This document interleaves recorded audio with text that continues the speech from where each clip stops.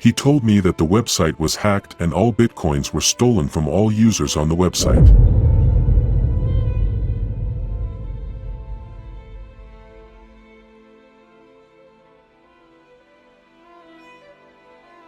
My name is Carlos.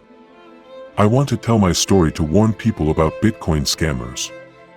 I wanted to trade in Bitcoins to make some extra money. I then started looking on the internet for a website that traded in Bitcoins. I ended up on a website that looked very professional and reliable. I also saw several celebrities using the website. I then created an account and left my details. I was then called the next day by a company employee. I got a guy on the phone.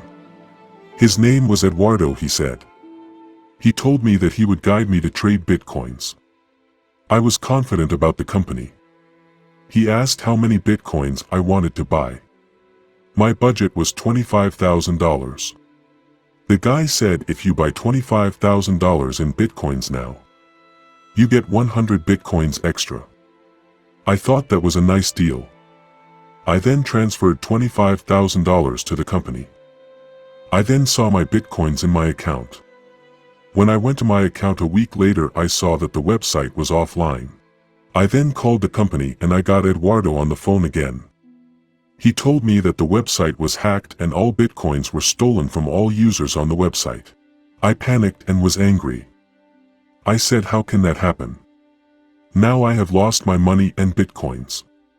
Eduardo said, yes, unfortunately you have lost all your money and your Bitcoins. Eduardo said, I know a company that can get your Bitcoins back.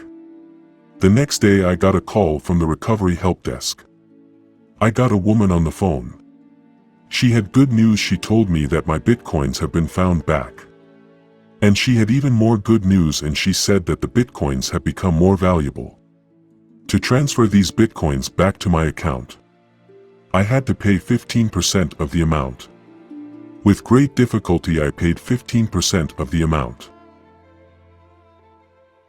I had no other choice. After I transferred the amount, I visited the website again. The website was still offline. I called Eduardo on his phone. The phone connection was dead.